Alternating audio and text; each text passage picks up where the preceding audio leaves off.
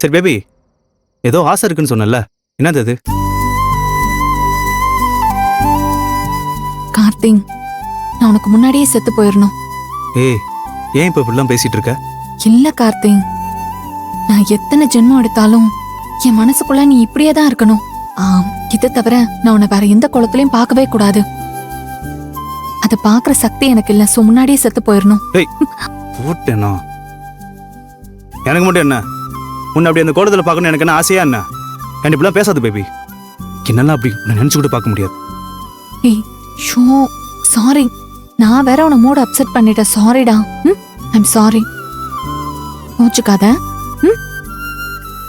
ஏண்டாமா, ஏன் இப்படி பேசுற?